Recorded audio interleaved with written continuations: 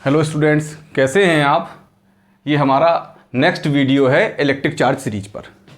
इस वीडियो में हम लोग बात करने वाले हैं प्रॉपर्टीज़ ऑफ इलेक्ट्रिक चार्ज पर कि कौन कौन सी प्रॉपर्टीज़ इलेक्ट्रिक चार्ज की होती हैं।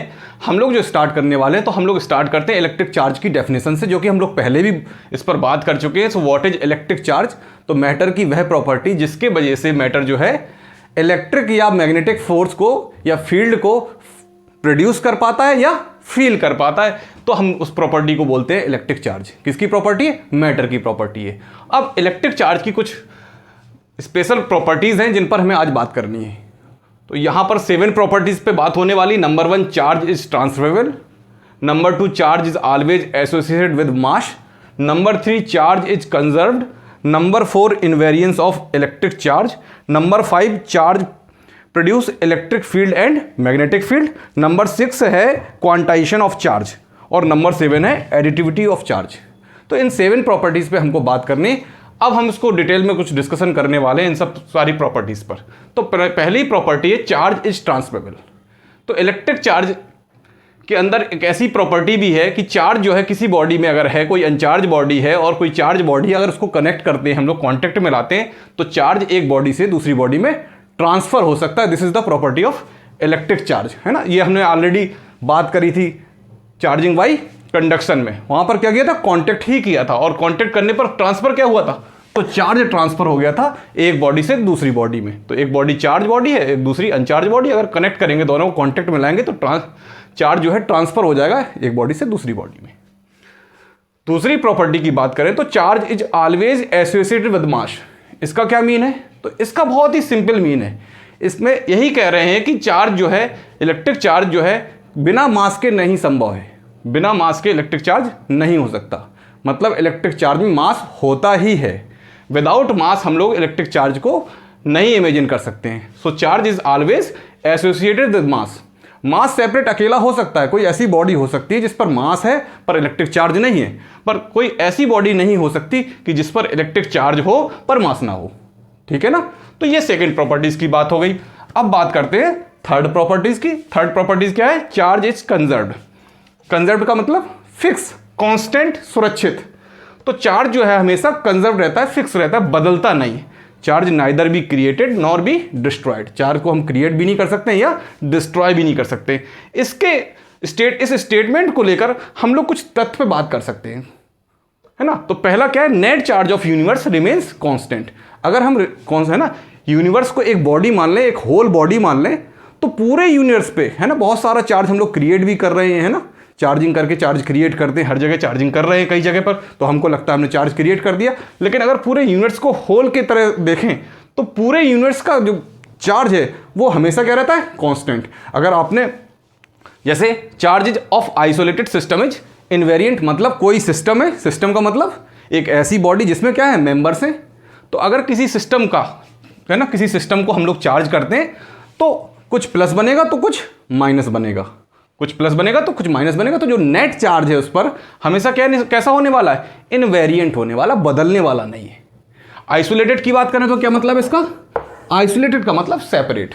जैसे हम लोग कोरोना में बात करते थे आइसोलेशन, मतलब सेपरेट कर देना। तो कोई अगर सिस्टम है और वो दूसरे सिस्टम से, है ना, एंगेज नहीं है, तो उस आइसोलेटेड सिस्टम का जो चार्ज है वो कैसा रहता है? बदलता नहीं है, इनवेरिएंट रहता है। नेक्स्ट स्टेटमेंट की बात करें तो charge particle can not be created और डिस्ट्रॉय। तो इसी पहले ऑलरेडी कह चुके हैं इस बात को, लेकिन, है ना, in pair with equal and opposite charges. तो चार्ज, है ना, अगर क्रिएट करते हैं तो हमेशा कैसे में होगा? पेयर में होने वाला है। जितना प्लस बनेगा तो उतना ही माइनस बनने वाला। अगर डिस्ट्रॉय की बात करें, अगर खत्म करने की बात कर रहे हैं अपन लोग, तो उतना ही, है ना, पेयर में ही डिस्ट्रॉय होने वाला है। बिना पेयर के चार्ज डिस्ट्रॉय होने वाला नहीं है। और कैसा रहेगा? तो अगर प्लस को डिस्ट्रॉय किया तो माइनस भी डिस्ट्रॉय होगा ही होगा, या प्लस को क्रिएट किया तो माइनस भी क्रिएट होगा ही होगा। तो ये सारे जो स्टेटमेंट है जो चार्ज इस कंजर्व्ड को प्रूव करते हैं कि चार्ज हमारा कैसा है? कंजर्व्ड है। आइसोलेशन में चार्ज इनवेरिएंट रहता है ना। अपोजिट चार्ज ही क्रिएट होते हैं, किसमें? पेयर में होते हैं क्रिएट। नेक्स्ट प्रॉपर्टी की बात करें तो इनवेरियंस ऑफ इलेक्ट्रिक चार्ज। अगर लिखा हुआ है इंडिपेंडेंट ऑफ वेलोसिटी। इसका मतलब क्या है? कि जो चार्ज है वो इनवेरियंस रहता है। अगर कोई इलेक्ट्रिक चार्ज बॉडी है, कोई इलेक्ट्रिक चार्ज है, अगर हम उसको कोई वेलोसिटी से चला रहे हैं लेकिन उसका उस पर होने वाला जो इलेक्ट्रिक चार्ज है वो नहीं बदलता। इसका मतलब इलेक्ट्रिक चार्ज है इनवेरिएंट है, इनवेरिएंस है किस पर, वेलोसिटी के रिगार्डिंग ये इनवेरिएंट है, ये बदलता नहीं विद रिस्पेक्ट टू वेलोसिटी। आप कितने भी तेजी से किसी चार्ज को मूव कराएं, ये वैल्यू उसकी है ना, इलेक्ट्रिक चार्ज की वैल्यू नहीं बदलने वाली है। अगली बात करें तो charge produce electric field and magnetic field. तो नेक्स्ट प्रॉपर्टी, फिफ्थ प्रॉपर्टी है कि अगर इलेक्ट्रिक चार्ज है तो वो दोनों में से कुछ भी प्रोड्यूस कर सकता है, इलेक्ट्रिक फील्ड भी प्रोड्यूस कर सकता है, मैग्नेटिक फील्ड भी प्रोड्यूस कर सकता है, और दोनों भी कर सकता है कुछ विशेष कंडीशन में। जैसे इलेक्ट्रिक चार्ज को अगर मूव कराएं हम लोग, है ना, तो क्या प्रोड्यूस होती है, मैग्नेटिक फील्ड प्रोड्यूस होती है। अगर इलेक्ट्रिक चार्ज रेस्ट में रहता है तो क्या प्रोड्यूस होता है, इलेक्ट्रिक फील्ड प्रोड्यूस होती है। तो इलेक्ट्रिक चार्ज की एक बहुत स्पेशल प्रॉपर्टी है कि इलेक्ट्रिक चार्ज कहीं पर भी होगा तो वो इलेक्ट्रिक फील्ड भी प्रोड्यूस कर सकता है और मैग्नेटिक फील्ड भी प्रोड्यूस कर सकता है। इलेक्ट्रिक फील्ड तब प्रोड्यूस करेगा जब वो कैसा है, रेस्ट में, और अगर उसके अंदर मोशन हो रहा है तो मैग्नेटिक फील्ड भी प्रोड्यूस कर सकता है। अगली प्रॉपर्टी है क्वांटाइजेशन ऑफ चार्ज। इस पर हम लोग डिटेल में बात करते हैं। तो छठवीं प्रॉपर्टी हमारी क्वांटाइजेशन ऑफ इलेक्ट्रिक चार्ज पे बात कर लेते हैं। बहुत ही इंपॉर्टेंट हमारी ये प्रॉपर्टी है इलेक्ट्रिक चार्ज की, है ना। तो क्वांटाइजेशन ऑफ इलेक्ट्रिक चार्ज को समझने के पहले हमें इस बात को समझना होगा कि व्हाट इज क्वांटाइजेशन। तो when a physical quantity can have only discrete values rather than any values, quantity is sought to be quantised. तो जब भी किसी फिजिकल क्वांटिटी की हम लोग एक, है ना, fix value, separate value assign कर देते हैं उसको, हम उसकी कोई और दूसरी वैल्यू नहीं ले सकते। फिर ऐसी स्थिति में हम बोलते हैं कि फिजिकल क्वांटिटी को हमने क्या कर दिया है, क्वांटाइज्ड कर दिया है, और इस प्रोसेस का नाम है क्वांटाइजेशन। ठीक है ना।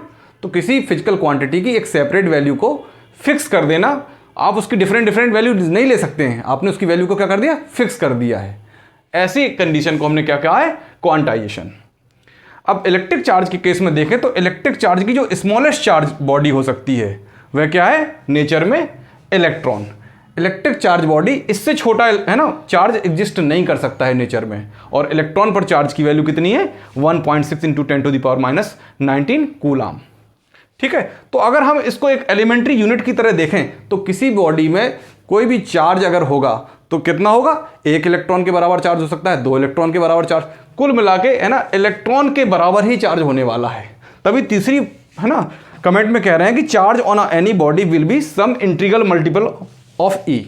मतलब किसी बॉडी पर कोई भी चार्ज अगर है तो वह हमेशा इंटीग्रल मल्टीपल होगा किसके, इस ई के। ई की वैल्यू कितनी है, 1.6 × 10⁻⁻19। तो Q equal to plus minus N E. तो अगर प्लस चार्ज की बात करें तो ये प्लस में आने वाला, और नेगेटिव चार्ज की बात करने वाले, नेगेटिव चार्ज बॉडी की बात करने वाले हैं तो क्या आएगा, ये नेगेटिव में लेने वाले। और n की वैल्यू क्या ले सकते हैं, 1, 2 एंड 3 अप टू। क्या सेंस निकला इसका। तो charge on a body never be, तो कोई भी चार्ज, है ना, किसी बॉडी पर कोई भी चार्ज है वह कभी भी फ्रैक्शन ऑफ ई में नहीं हो सकता। जैसे देखिए 2/3 ई, 17.2 ई, या प्लस माइनस 10⁻⁻5 ई। तो 1 से कम नहीं हो सकता है, 1 ई होगा, 2 ई होगा, 3 होगा, 5 ई होगा। तो इंटीग्रल मल्टीपल होने वाला है ना, एन ई के, और एन की वैल्यू हमने फिक्स बता दी। तो अगर किसी आपको कहा जाए कि भाई किसी बॉडी पर 2.5 इलेक्ट्रॉन चार्ज है, इसका मतलब वो बॉडी तो एग्जिस्ट कर ही नहीं सकती। क्यों, क्योंकि यहां पर क्या है, integral values 1, 2, 3, 4, 5, 6। So this is called quantization of electric charge. तो हम लोग क्वांटाइजेशन ऑफ इलेक्ट्रिक चार्ज पे बात कर चुके हैं। तो हमको एक फॉर्मूला मिल चुका है, Q equal to N × E, where Q क्या है, charge on the body, N क्या है, नंबर ऑफ इलेक्ट्रॉन्स, और E क्या है, चार्ज ऑन इलेक्ट्रॉन्स, जिसकी वैल्यू क्या है, 1.6 × 10⁻⁻19 कूलाम। तो किसी बॉडी पर होने वाला चार्ज कितना है, Q equal to N × E। अब इस फॉर्मूले की हेल्प से हम लोग, है ना, 1 कूलाम चार्ज बॉडी को बनाने के लिए हमें कितने इलेक्ट्रॉन डालने होंगे या कितने इलेक्ट्रॉन बाहर निकालने होंगे, ये इस बात पर डिपेंड करेगा कि बॉडी को हम प्लस बना रहे हैं या माइनस बना रहे हैं। अगर प्लस बनाएंगे तो हमें इलेक्ट्रॉन को बाहर डिफिशियंसी क्रिएट करनी होगी, इलेक्ट्रॉन को बाहर निकालने होंगे, और अगर नेगेटिव बनाना तो इलेक्ट्रॉन की संख्या ज़्यादा होने वाली है तो हमें इलेक्ट्रॉन उस बॉडी में डालने होंगे। इसको करने के लिए हम देखते हैं Q इक्वल टू कितना गिवन है, 1 कूलाम। तो Q equal to N × E, where N equal to क्या हो जाएगा, Q/E। N equal to Q की वैल्यू कितनी थी, 1, और E की वैल्यू हमको मालूम है 1.6 × 10⁻⁻19। तो इसको अब जब अपन सॉल्व करते हैं तो N की वैल्यू कितनी आती है, 6.25 × 10⁻18 नंबर्स।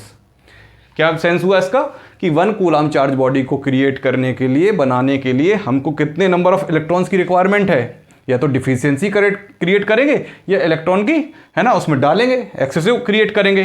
तो इतने इलेक्ट्रॉन चाहिए किसी भी 1 कूलम चार्ज कोड बॉडी को क्रिएट करने के लिए, ठीक है। तो हमारी 7वीं प्रॉपर्टी है इलेक्ट्रिक चार्ज की, एडिटिविटी ऑफ इलेक्ट्रिक चार्ज। क्या मतलब है? Total charge on a body is the algebraic sum of all the charges located anywhere on the body. मतलब अगर कोई बॉडी है ना, उसमें ढेर सारा चार्ज है, कुछ चार्ज कहीं पर प्लेस है, कुछ चार्ज कहीं पर प्लेस है, तो अगर हम उस पूरे बॉडी पर चार्ज की बात करेंगे तो उस बॉडी पर होने वाला जो चार्ज है वो एल्जेब्रिक सम होगा, है ना, विद साइन एल्जेब्रिक सम। मतलब जितना भी प्लस चार्ज है, माइनस चार्ज है, जितना भी जहाँ जहाँ पर चार्ज प्लेस है, हम उसको विद साइन क्या कर देंगे, ऐड कर देंगे, और जितना भी हमारा सम आने वाला है वह उस बॉडी पर चार्ज होने वाला है, ठीक है। तो देखते हैं, एग्जाम्पल के तौर पे हमने एक बॉडी ले रखी है, उस बॉडी पर इस जगह पर है ना, इस पॉइंट पर 2 कूलम चार्ज अवेलेबल है, एक जगह पर -5 कूलम, एक जगह 4 कूलम और 6 कूलम। तो आपसे बच्चों अगर पूछा जाए कि कितना इस बॉडी पर टोटल चार्ज है, तो टोटल चार्ज की बात करें तो हमने क्या कहा, क्या करेंगे हम लोग, एल्जेब्रिक सम कर देंगे। So total charge equal to क्या हो गया, 2 - 5 + 4 + 6। सो Q इक्वल टू कितना आ गया, 7 कूलम। तो इस बॉडी पर टोटल चार्ज कितना हो गया, 7 कूलम हो गया। मतलब टोटल इफेक्ट इस बॉडी का कैसे आने वाला, प्लस की तरह आने वाला है। टोटल चार्ज के पास 7 कूलम हो गया। तो इस बात पर डिपेंड नहीं कि है ना चार्ज माइनस है कि प्लस है, हम सीधे विद साइन उसको ऐड कर देंगे और उस बॉडी का हम लोग इलेक्ट्रिक चार्ज निकाल लेंगे। So this is the property of additivity of electric charge, ठीक है।